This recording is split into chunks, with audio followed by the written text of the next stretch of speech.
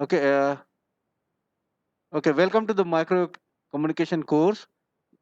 Now we have seen in the last lecture that characteristics of a microwave, and uh, in the characteristics we have seen that it has having a short characteristic that short wavelength, more bandwidth.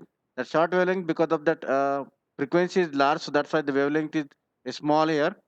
It has a large bandwidth because of that large of frequency, so that's why information carrying capacity will be large here. It has a small antenna size because of that wavelength is a small, so that's why a small antenna size. And due to the small antenna size, it has a large antenna gain. And due to the large antenna gain, to get a large antenna gain, the size of that antenna is to be large, diameter of that antenna is to be large, so that we are getting the narrow beam antenna. We can communicate through the travel of line of sight propagation through the ionospheric layer in a space here, so we can communicate. And if you communicate through the travel by line of sight propagation on a terrestrial one, so then it is difficult beyond that 50 kilometer there. So micro easily reflect from the metallic surfaces. So if it is a conducting material, so then it is not penetrating. That micro signal could not penetrate conducting material. Micro heating, so it is used in industrial processes, uh, and these are about the nothing but some research, micromolecular, atomic, and nuclear resonances. For this research, the microwaves are used. Now we have seen earlier that characteristics. Last lecture we have seen the applications of microwave in communication, radar, in a radiometric there, industrial application, then in a medical applications. Okay, all these applications that the field of energy transfer there, that we have seen yesterday. Now these applications we have seen. Now these are the some of the microwave frequency band, that is up to a 40 gigahertz. And if you see that this particular frequency band, so there are the band designations defined, and these are the frequency range that is used for this particular band there. Now we need to start here for this microwave frequency. Before that, we should know that what are the advantages of this microwave. So as we have studied earlier, that is the characteristics of a microwave, that it has a wide bandwidth. Advantages the same. You can go ahead. It has a wide bandwidth because the frequency range is in terms of a gigahertz. So for a small band, so we get a large bandwidth, and because of that large bandwidth, information carrying capacity increases there. Next is about the gain. Improved gain or a directive property is there. So improved gain means what? Because of that wavelength that is a small, and because of that small wavelength, so it we can increase the gain of an antenna. And if you see that how we are improving the gain, now if you consider that if power radiated from an antenna, or if you calculate the directivity of an antenna, that it is depending upon that wavelength, means irradiated power and the gain or a directivity of an antenna is inversely proportional to the wavelength. If you see the formula of a power radiation, in which you can see that at wavelength is a denominator factor. So because of that small wavelength, that that 1 by lambda, actually that power is directly proportional to 1 by lambda. So lambda is very very small because of a frequency. So that's why the gain and directivity will be increases here. So that's why we can say that here, because of that small wavelength, the gain and directivity will be a very very large. So that's why for a high gain antenna, if you consider that high gain antenna, so it produces a narrow beam radiation pattern, which gives us a what? A narrow beam width. Beam width and bandwidth is different. Beam width means what? Whatever the radiation pattern we are getting from that antenna, if that gain is a large, so then we will get that a narrow beam. So that's why a band beam width will be a narrow there. Then a next advantage is about a low power requirement. Now is due to the small wavelengths, okay, and the beam width will be a small, so means we are getting a narrow beam width, and we are getting again that high gain and a directivity. And because of that high gain and a directivity, so micro energy is to be concentrated in a small area. So that's why that small area your signal will be there, and because of that signal, okay, in a given specific area, so that signal level will be concentrated there in that particular area, in a small area. So that's why we are getting that a low power requirement for this particular transmitter or a receiver. So then that is about, because everything, if you see that a gain is improved because of that wavelength 1 by lambda power ratio. Low power requirement, again it is again depending upon the wavelength. Okay, so we can increase that gain and that power requirement. Next, about that antenna size is a small.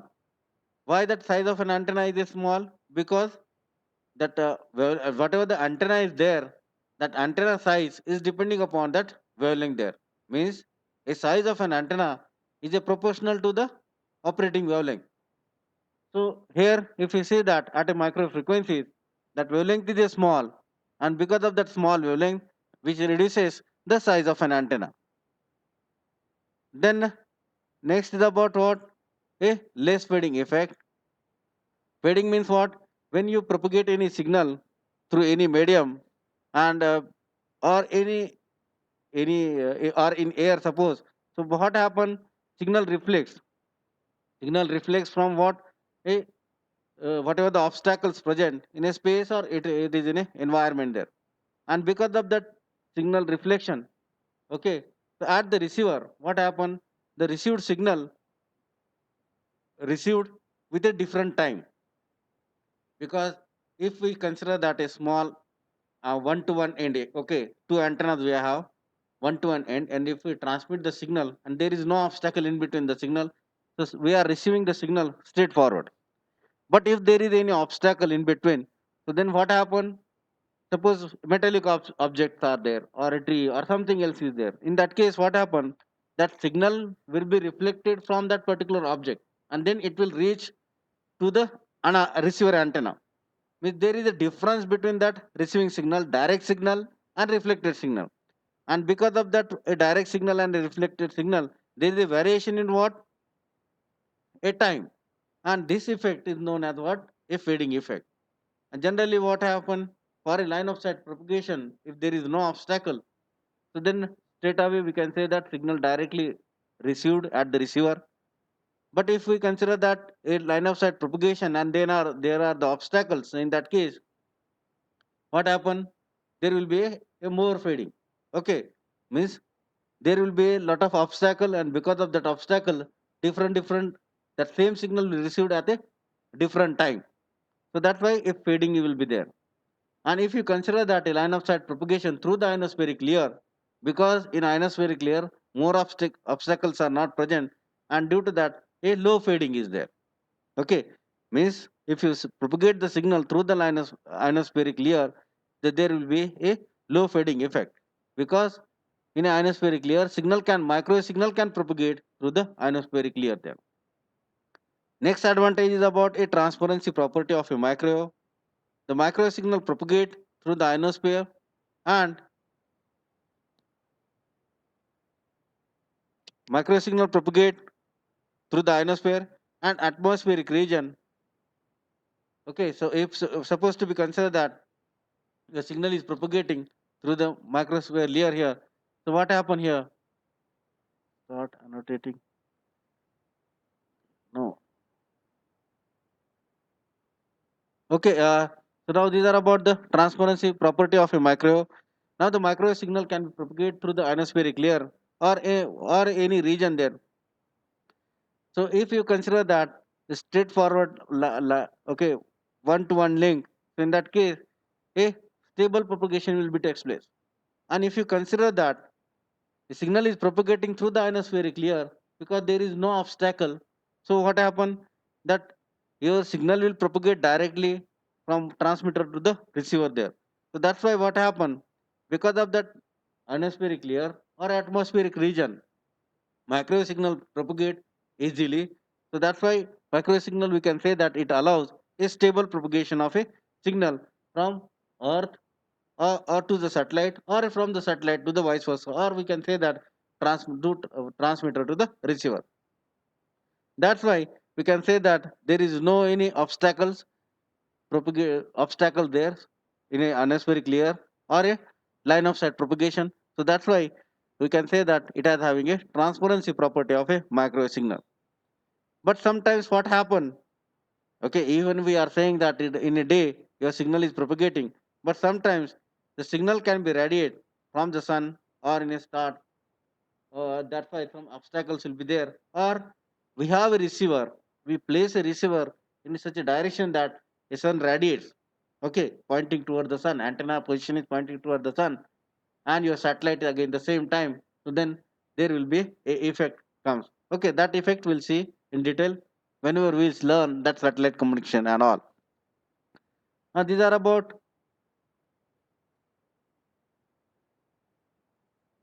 why it comes.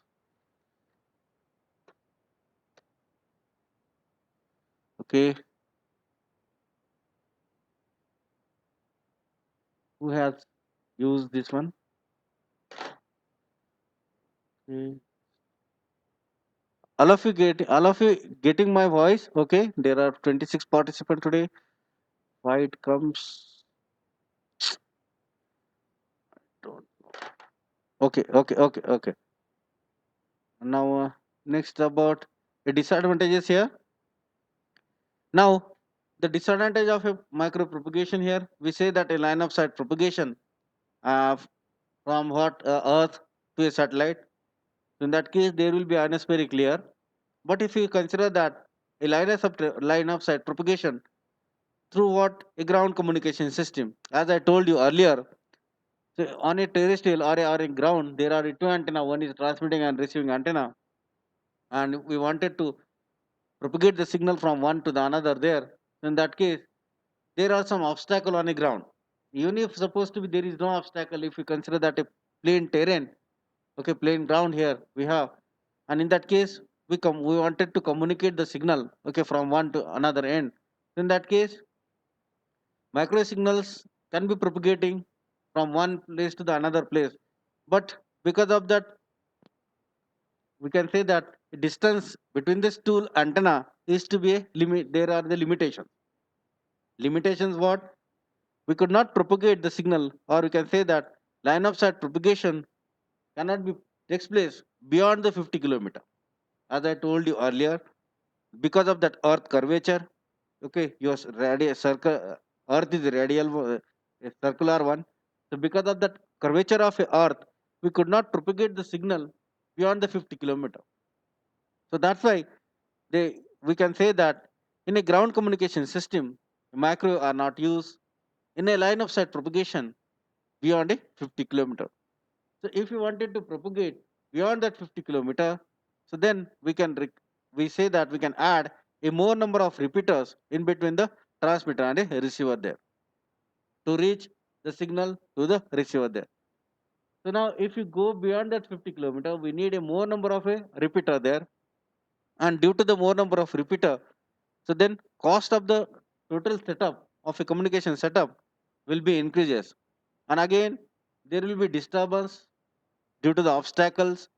Okay, that obstacles can be what we can say that mountain, okay, or some buildings or some trees or some any object, metallic object or aircraft, and all these things are there, and that due to that obstacle there will be issue of a signal receiving there.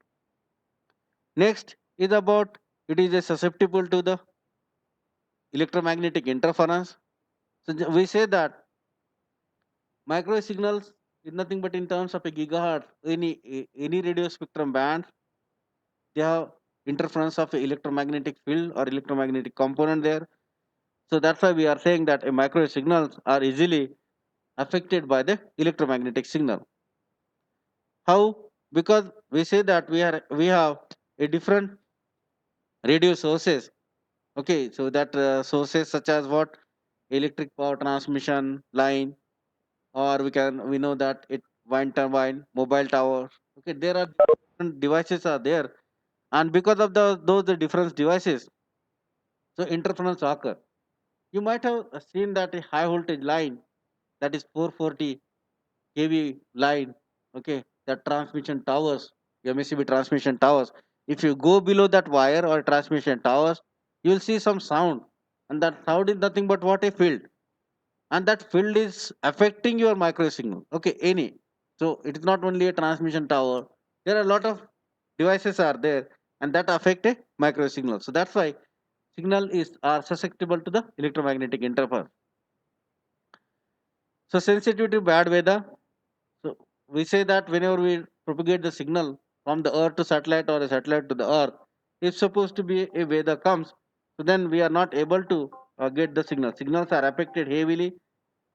Okay, signals are affected more because of that heavily rain or a moisture there. So that's why we can say that micro signal communications are affected by heavy rain, or you can say that a moisture or a snowfall or a fog there. So you might have seen that, observed that earlier. You people are having a dish TV at home, and due to the heavy rain, if that signal are not received on your TV or a screen, then at that time you people are saying that there are that message crawl on the TV due to the bad weather or due to heavy rain. The signal quality is a poor. So you can consider that. Okay, you can see that what happened because of that micro signals. Okay, whatever the signals propagating there, that are affected by the rain, moisture, or whatever we can say that heavy rain, okay, or a snowfall there. So that is about the sensitivity to the bad weather. Then all this communication, if you see that we require all the micro communication component are costly. Why costly? Because the transmission line we are using, it is not a coaxial cable here. We are using a waveguide, and that waveguide is a metallic one, highly conducting one, and it has a very high weight. Okay, weight is different issue, but that metallic component, they are very costlier component, because we need to connect all these component together. So that's why we need additional component to be connected there. So that's why we say that as compared to the low frequency component or low frequency communication, micro signal micro communication equipment are costly as compared to the low frequency component. Then these are about the advantages and disadvantages of your micro devices. So generally, we consider that a micro devices. Okay, there are the micro devices, and that micro devices are divided in a two types. One is about a active one, another one is about a passive devices. In active devices, there will be a solid state devices or vacuum tubes, or we can say that vacuum tubes. We can consider that a linear beam or a magnetron we have, or we can consider that in a linear beam tube there will be a klystron, traveling wave tube amplifier there. Okay, so we can have a active and a passive device. Then a passive devices, we consider that a directional coupler. We can have a alternator. Okay, we have a phase shifter. We have a resonator there. Okay, we have a filter there, the circulator, we have antenna. Okay, these are about nothing but the passive component. It passive devices means what? We say that a passive devices, it is nothing but a, what we can say that a transmission line, or we can have, these are about transmission line, nothing but a waveguide here.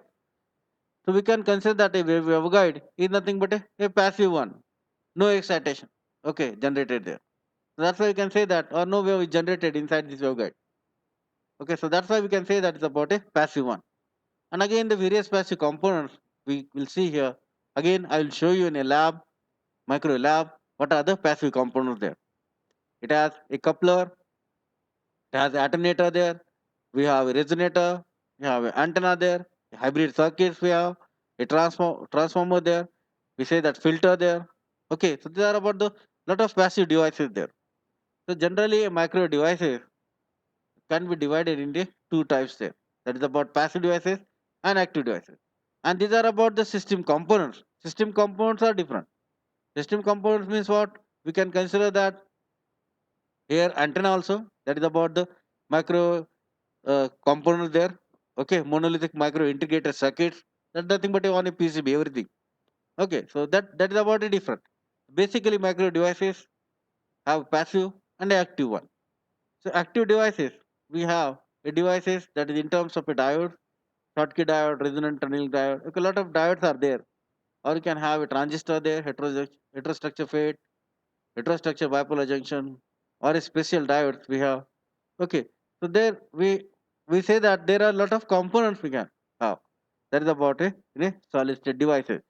But if you consider in a solid state device properly, so in that case we say that a diode, we have a transistor there, and then we have again another one a special diode for a signal generation, and that is called as what? Impact. Okay, that is about the avalanche transit time diode. Okay, so impact means what? We have a avalanche transit time diode, or we have buried diode, trapper diode. Okay, parametric devices. We have again diodes and all. These are nothing but a various types of what? A micro devices. So we are learning here what are the various components of a system, and that micro system component we learn one by one, and for each and every component they have a specific use or a specific application.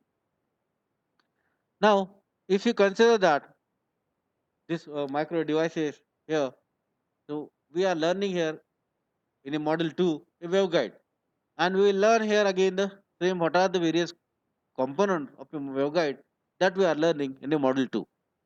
And in model 3 we will learn that active devices, that tubes and all. We will learn that klystron, traveling wave tube, and magnetron in this particular topic. So we can consider that in this micro devices, we learn that a passive devices and a active devices here. So now a general typical micro system. Okay, in a typical micro system, what are the components? Okay, that main component is about your waveguide. That is about a transmission line. Okay, so we can say that in major areas we can have micro engineering include four major areas of study, namely micro transmission line, that is waveguide. Then waveguide component, that is we can say that alternator, coupler, Ds and all. Then a source, we can use either tubes, solid state devices, and then we have a micro measurement to be done using those setups there. So we have in a micro communication, if you consider that, we consider that a transmission line, that is nothing but a waveguide. Waveguide is a metallic one. Okay, so that is about a metallic waveguide. So then if we need here a micro source. Generally, micro source, if we use the tubes, micro tubes, then a micro tubes it can be a klystron. We have a klystron in our lab, and for the experimental purpose in a lab, we are using a micro tube here. Okay, so micro tube means we consider that a tube, micro tube here, that is a klystron here, and then for a klystron we require a klystron power supply. So there are two types of klystron we have. That is a cavity based. It is act as a generator, or one is about the amplifier. So we are using it two cavity klystron. Suppose in that case we need to provide that input signal so that amplification takes place. But in our lab we have a reflex klystron, and we are using all the things that amplification as well as transmission there using reflex klystron. Here a reflex klystron is used, and then it transmits the signal, that is a microwave signal. Okay, so generally means what? Whatever the audio signals we are having, we transmit that audio signal. So in that case we use any modulator or any circuit there. In that case, here we use a klystron act as a modulator. Your signal get modulated, and we are getting a microwave signal. Then microwave signal are propagating through the waveguide. Now this is nothing but the waveguide. On this waveguide, all each and every components are takes place. Now this is about waveguide mount. So on this waveguide mount, a klystron is present, and we connect that power supply to the klystron. The signal propagating through the waveguide. Now this is nothing but what? A flanges. Okay, connector. Means two components. These are the two separate components. This one is a waveguide mount for what? A klystron. And this one is a wave meter. So we have a wave meter and this is klystron. These two are connected using these flanges. Flanges means what? A connector. We can couple these two different components. This one is a wave meter. Then alternator. This wave meter and alternator is connected here. Then we have an antenna there. Alternator and antenna is connected here. And these are triangle shape. You can consider that this is nothing but a stand, because each and every component, they have a different size.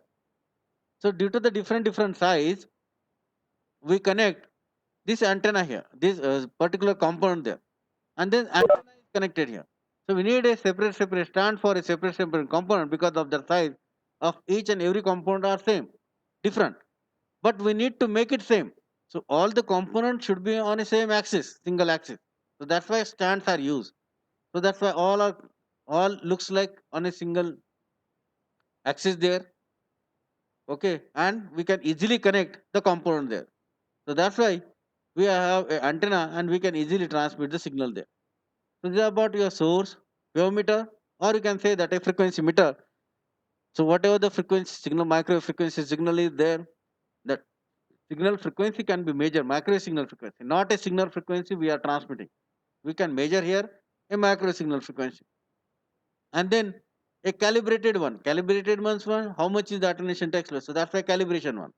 So alternator are used mostly in a microwave setup, because sometimes whatever the devices we have, they can radiate the signal large, and we could not, okay, we could not change anything from this side, this end. Source is there, we supply the power, but sometimes signal is increases. So in that case, we need to reduce the level. So we doesn't have a scope here to reduce the power and reduce the level. So we have a scope for how to reduce the power. We use alternator there. So you can reduce the power level using the alternator, and specifically output we can transmit. So you might have seen that or observed earlier, we might have learned somewhere or read somewhere, whatever the mobile tower we have, they are radiating large power signal. But government of India decided a standard, how much will be the electric field component, how much will be the power level. So each and every component government of India have decided. Now based on that output power, that tower is to be sent the signal. So now how that power is to be changes, how that power changes because of the source, there is variation in the source. Due to the heating in the source, power will be increases. But to avoid that, alternators are used. So alternators means what? It reduces the power level. This setup is fixed, but only the alternator is used to reduces the power level. So similarly, in a microwave setup, whatever the signal transmitting, we need to, okay, meet whatever the level or a power level requirement there, and according to that we can use the alternator there. Then a horn antenna, it is a transmitting horn antenna, it transmits the signal. Here we have a receiving horn antenna. Okay, here transmitting the horn, receiving horn antenna. And horn antenna, that beam, everything is depending upon that what is the aperture area. This one is nothing but the aperture area of an antenna. And this triangle shape, this is nothing but a flare angle. Okay, this total is nothing but a flare angle. Based on the flare angle, that aperture size will be increase or decrease. And because of that, directivity of an antenna it changes. So here we can say the transmitting and receiving. Now this one is about the receiving antenna. Then we consider here at this particular place we use, that is about the meter, or we can say that a power meter, and will receive the whatever the power we can measure here. This is nothing but a stand. This one is complete waveguide. On this waveguide stand, okay, detector is mount. So that's why you can say that a crystal mount detector is mount, and connection of the detector is given to the power meter. And here, this one is about the waveguide termination. Termination means what? In a network theory or a circuit theory, you might have learned that a load. Load is to be matched. Similarly, here, it is nothing but a matching load for a waveguide in terms of waveguide. That is the termination. All the power will be absorbed in this termination there. Means wave will not be reflected back toward the generator. Again, in a micro setup, we consider here a lot of component, and that components are what? Here is the isolator. After source, we need to use the isolator always. Why isolator? Because signal is transmitting here, and because of that particular junction here, we are connecting two compounds. And at that particular junction or a connection, if there is some mismatch occur, so signal will be reflected back. To avoid that a signal reflection, we use a we use the isolator there. It isolates the transmitting signal and receiving signal. It not allows any reflected signal back toward the source. If the signal reflected back comes toward the source, then source may get damaged. To avoid it, isolators are used. Now these are about your microwave setup, and we use a termination here so that no signal will be reflected back there. Okay, and then according to the whatever the setup we require, so we can choose a one by one component. Now these are nothing but a overview. Okay, typical microwave setup, and we are learning here overview of all these components. We learn each and every component one by one. We will learn the microwave sources. Okay, in our syllabus we learn that klystron, magnetron, traveling wave tube. Then we will learn here isolator. Okay, each and every component we will learn. Okay, so now this is about your typical microwave system setup. Now, a typical system setup. So we should know that what are the various components of a microwave, and then how your signals are propagating through this particular. So for that purpose, we should know that how your electromagnetic field generated and how it affects to the whatever the electrons is propagating there. Based on the motion of an electron, how your electric field will be there. Okay, how there will be a magnetic field. So now today we learn that a motion of an electron in an what electric field. Suppose a electron is propagating or electron is moving in an electric field. What happen here? Okay, now someone says that how signal radiates from the horn antenna. Okay, that is a message. So now we can we can consider that signal radiation takes place because it is connected to the waveguide, and here we have a horn antenna there. Okay, if you see the setup here, waveguide is there, wave is propagating to the guide. Guide is means what? Hollow metallic tube. And where we are inserting the wave inside the hollow metallic tube.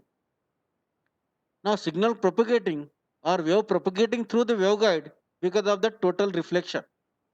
Because of the total reflection, okay, your signal will be propagating.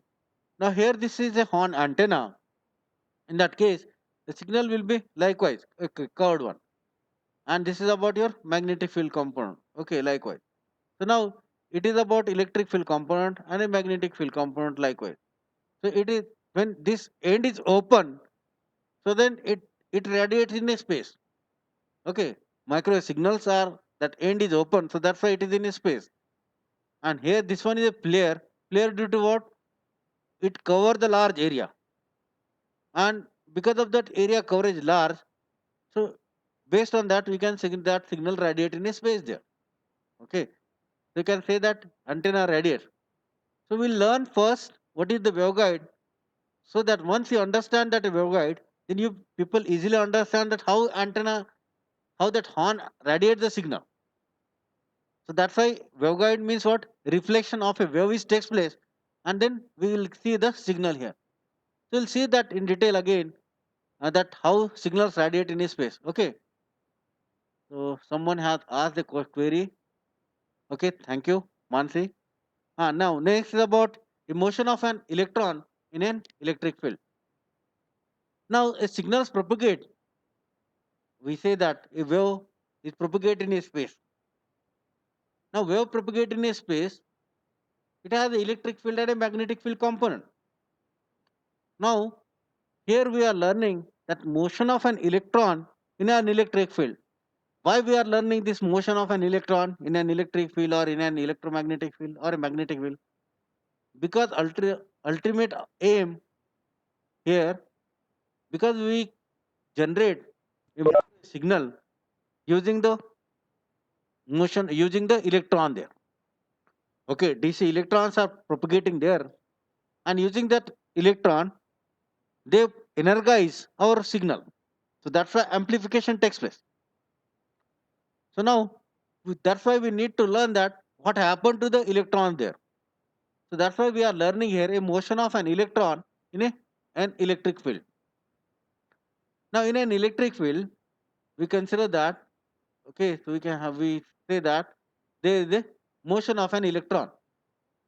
Okay, that motion of an electron, if you learn that, uh, generally, whatever the electrons are there propagating from that cathode tube, electrons are is to be focused.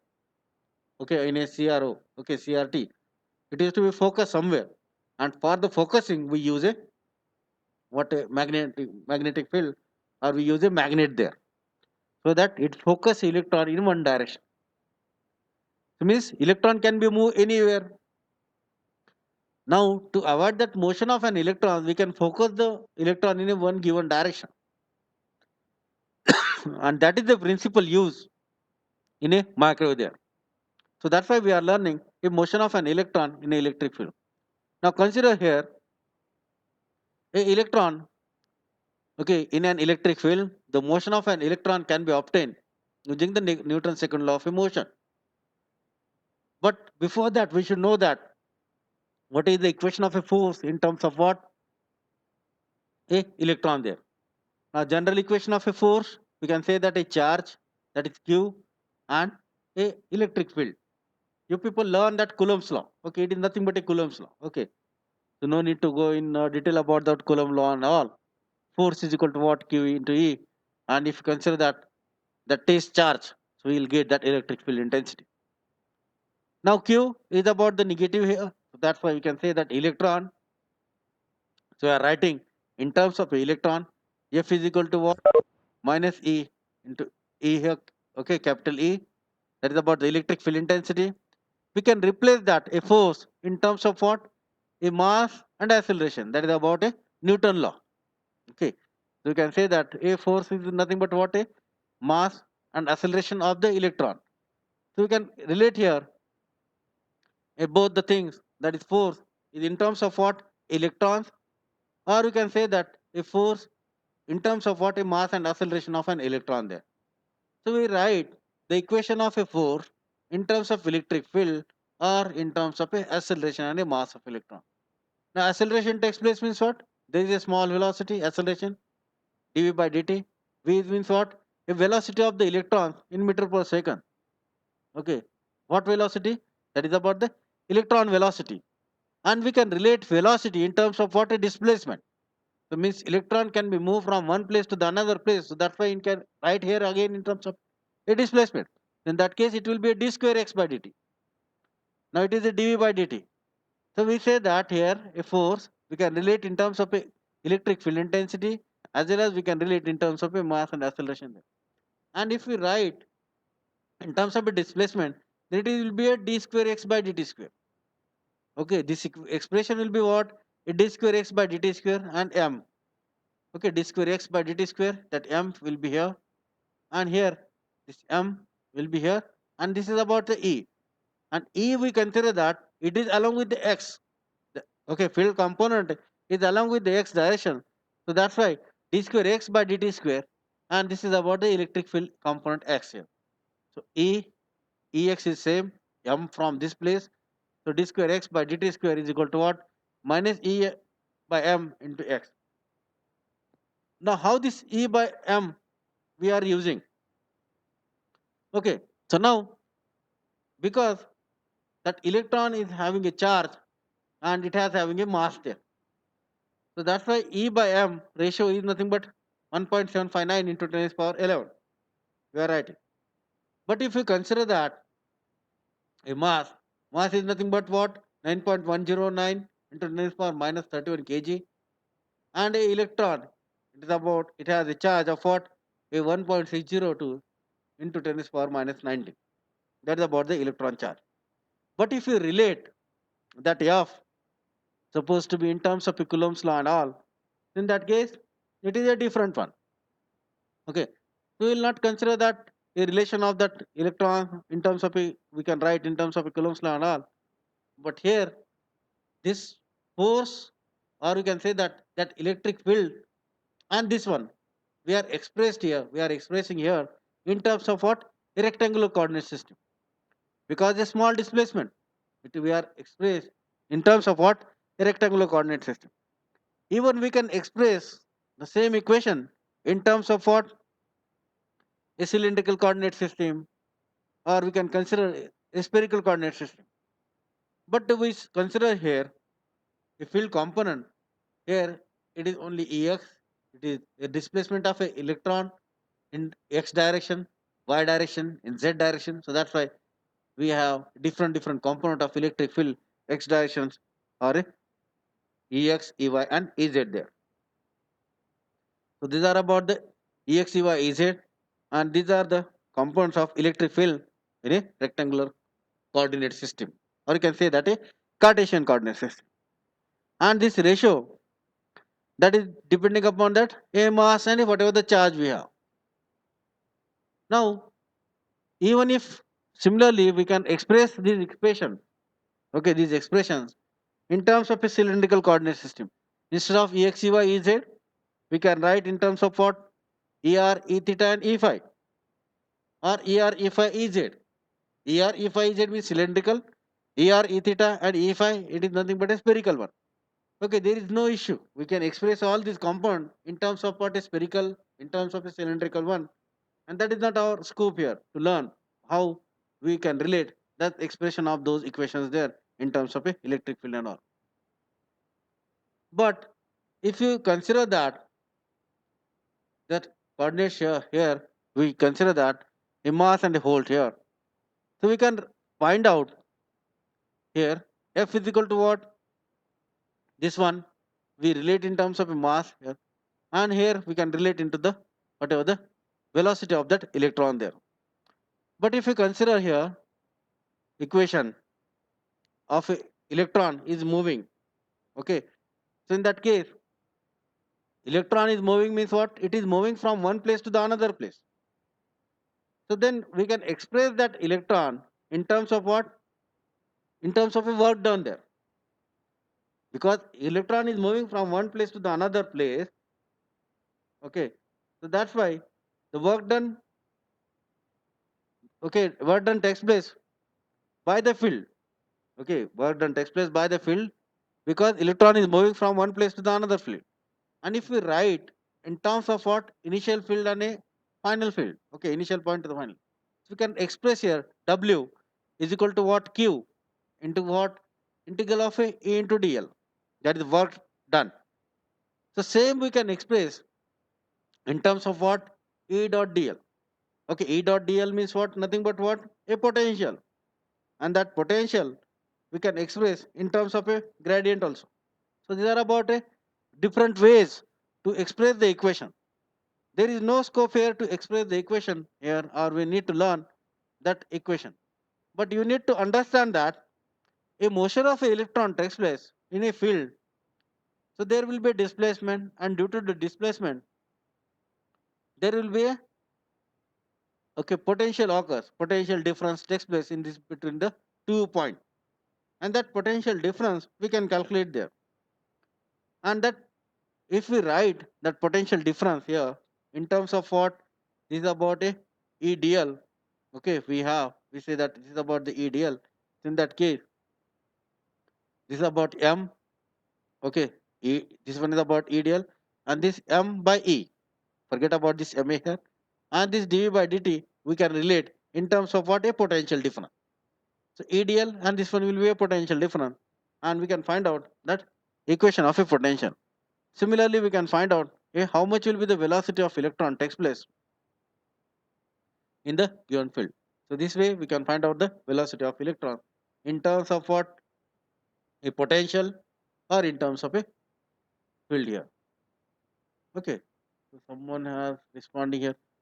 Okay, so these are about the equations we can write, or we can find a acceleration of electron in the given particular field. Next is about electron motion in a magnetic field. Now electron motion in a magnetic field, we can consider that a electron, okay, motion of electron in a magnetic field, then what happen? That it experiences a force, and that force is directly proportional to the charge q and its velocity. What velocity of what? Electron. And whatever the field we have, that field is nothing but what? A flux density b, and the sign of the angle between the vectors v and b. So that's why we write the equation of a force, that electron has a charge q, we consider that, and in a motion in a magnetic field, that is about a b, in a motion in a magnetic field b, and that b is nothing but what, a flux density. If electron is moving in a magnetic field, then this magnetic field experiences a force, and that force is directly proportional to what? Okay, we can have a force is directly proportional to the velocity. Okay, that is about, we can say that we have proportional to the charge, velocity, and a flux density there. So that's why we can say that the force is directly proportional to the charge, then its velocity, then flux density.